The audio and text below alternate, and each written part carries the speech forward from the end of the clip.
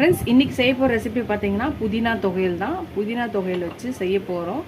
இந்த தொகையில் சாதத்தில் போட்டு பிசைஞ்சு எண்ணெயோ நெய்யோ ஊற்றி சாப்பிடும்போது அல்டிமேட்டாக இருக்கும்.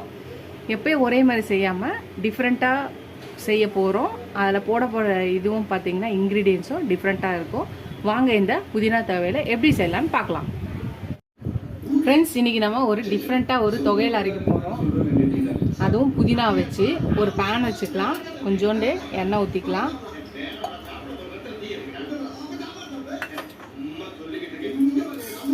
ஒரு ஸ்பூன் உளுந்து, ஒரு கை வேர்க்கடலை, ஒரு ஸ்பூன் தனியா,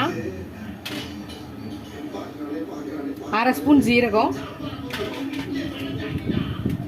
4 பச்சை மிளகாய், 3 காஞ்ச மிளகாய், ஒரு சின்ன துண்டு இஞ்சி, ஒரு சின்ன லெமன் சைஸ் புளி, எல்லாத்தையும் நல்லா வறுத்துக்கலாம். இப்போ இதில் கொஞ்சோண்டு பெருங்காயத்தூள் போட்டுக்கலாம். கட்டி பெருங்காயம் இருந்தால் ஃபஸ்ட்டே போட்டுக்கோங்க. எல்லாத்தையும் நல்லா வதக்கிக்கலாம்.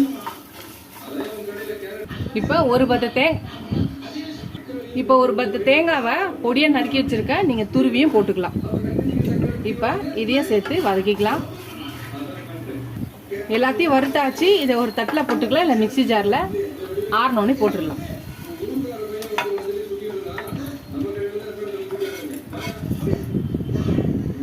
இப்போ திருப்பி அதே கடாயில் கொஞ்சம் எண்ணெய் ஊற்றிக்கலாம். புதினா ஒரு கட்டு போட்டுக்கலாம். கொத்தமல்லி ஒரு கை போட்டுக்கலாம். கருவேப்பிலை கொஞ்சம் போட்டுக்கலாம். இப்போ இதையும் நல்லா வதக்கிக்கலாம். இதுக்கு தேவையான அளவு கல்லுப்பு போட்டுக்கலாம். இதையும் சேர்த்து லைட்டாக வதக்கிக்கலாம். வதக்கியாச்சு. இது ஆறினோடனே எல்லாத்தையும் சேர்த்து நம்ம அரைச்சி எடுத்துகிட்டு வந்துடலாம். நம்ம துவையில அரைச்சி எடுத்துகிட்டு வந்தாச்சு பாருங்கள். நல்லா இந்த மாதிரி கொரன்னு தண்ணி இல்லாமல் கொஞ்சமாக இது பண்ணி அரைச்சி எடுத்துகிட்டு வந்தாச்சு. இது ஒரு பக்கம் இருக்கட்டும். மறுபடியும் பேன் வச்சுக்கலாம். கொஞ்சம் எண்ணெய் ஊற்றிக்கலாம். கொஞ்சம் கடுகு, உளுந்து, சீரகம் போட்டுக்கலாம். எல்லாம் அரை ஸ்பூனு. 4 பல்லு பூண்டை நசுக்கி போட்டுக்கலாம். கொஞ்சோண்டு கருவேப்பிலை போட்டுக்கலாம். எல்லாம் நல்லா வெடிச்சிருச்சு. பூண்டும் நல்லா வதங்கிருச்சு. இப்போ நம்ம அரைச்சி வச்ச இந்த தொகையில் இதெல்லாம் போட்டுக்கலாம். இப்போ இதே சேர்த்து நல்லா வதக்கிக்கலாம்.